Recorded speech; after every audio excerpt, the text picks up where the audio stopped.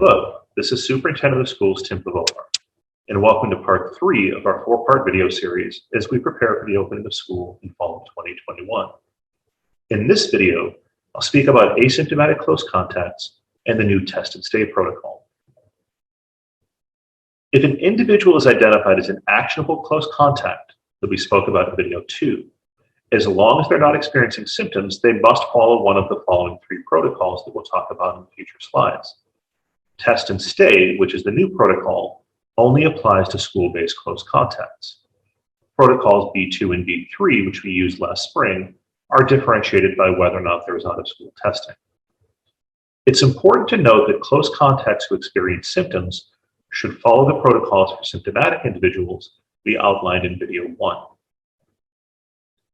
The new test and stay protocol is recommended because it allows students that are close contacts to remain in school and not have to quarantine as long as they meet the following 4 criteria. The first is that the students need to remain symptom-free. They also must wear masks in school at all times other than when they're eating or drinking, and have to maintain a strict minimum 3 feet of distance when not masked. In addition, individuals that are using test and stay must take a rapid antigen test on each school day and receive a negative result. We'll talk more about the testing in video 4.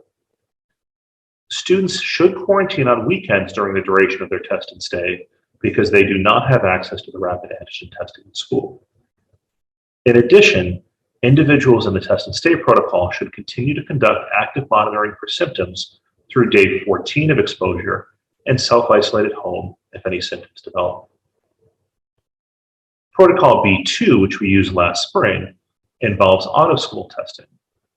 The quarantine lasts at least 7 days from exposure, and after 7 days, the individual can return on day 8, provided that they remain asymptomatic, receive a COVID test that's either PCR or rapid antigen on day 5 or later, and receive a negative test result, and continue to conduct active monitoring for symptoms through day 14, self-isolating if symptoms develop. Protocol B3, in which there is no testing, the quarantine lasts at least 10 days from the date of exposure, and the individual can return on day 11, provided that they've not experienced any symptoms up to this point, and they conduct active monitoring for symptoms through day 14, and self-isolate if symptoms develop. This concludes video 3.